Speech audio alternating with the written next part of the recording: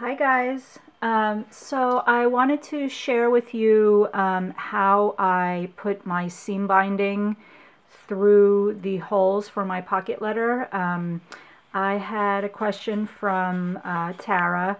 Hey girl, she said, would you just share how you did it? So I said, of course. That's probably the easiest part of my whole pocket letter ordeal, as I like to call it to myself.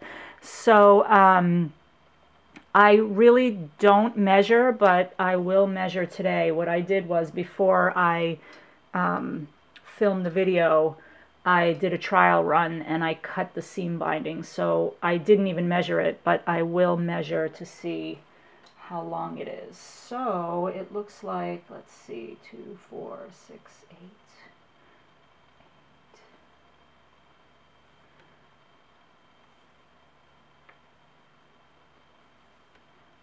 So it's about like 42 inches long. And this will give you a really nice bow and it won't be tight through the holes. So here we go. Let's see. I am in focus. So what I do is I start from here, the middle hole, down. So I'm going that way. And I kind of leave myself like this much. What is that, like 6, 8 inches? And so now I'm underneath the pocket letter, or on the B side of my pocket letter, and I'm going to string it back up. And then while I'm doing this, I adjust it as far as if it's straight or crooked. I hope I'm in focus. Okay, let's see. So that's the second part of it. Then now it creates kind of like hiding the plastic seam here, because what I'm going to do is I'm going to, now I was going to go through the middle hole and then up and this way, but I don't know why.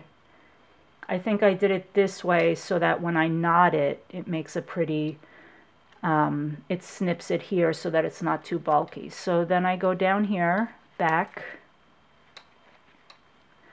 to the back side of the pocket letter. Okay. And why I like seam binding is because it's, you know, super forgiving. So you can still put the pocket letter inside without harming the holes or without harming the seam binding. So now what you're left with, I'm just going to adjust it a little bit. Okay. So then what I did was I went back through the original hole, and I'll show you what I meant by being bulky. So then I was thinking I did it this way so that when I bring the seam binding back up this way through the hole, I'm going to take the original tail, tuck it under like this, okay? And then, you know, I just kind of fiddle with it until it's tight. You don't want it too tight because then it's going to buckle the plastic. So let me make sure I'm in frame. Okay. So then I tie, and believe me, I just tie it. And then I fiddle with the bow when I'm done. There is no secret to the way I do this. Like, as far as, you know, I don't have a good tip for you guys. I just am so particular that I could fuss with this bow forever. But anyway, so what happened was when I put that piece, the tail, under and came back, the knot kind of secured both ends of the seam binding. And then that's how I create the bow. And then I kind of pull it till it's really small so that I could have more control over what the little, these guys, these little bow parts, components, will look like.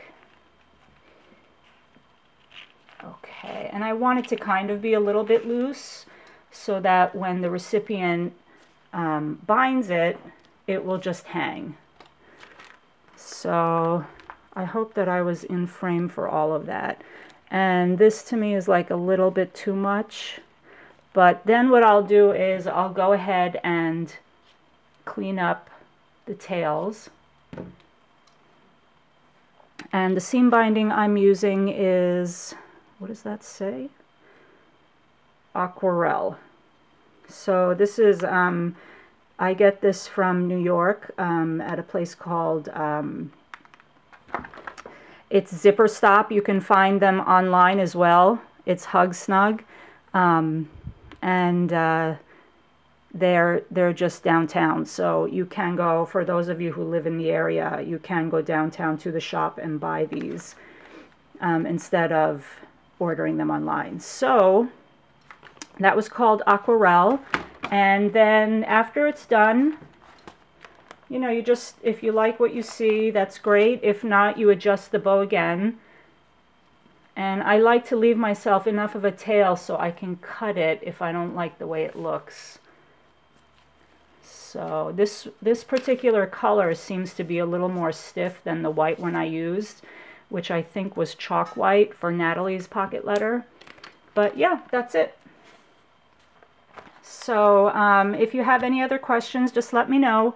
And thanks so much, Tara, for asking to share. I hope this helped, and I'll see you guys soon. Bye.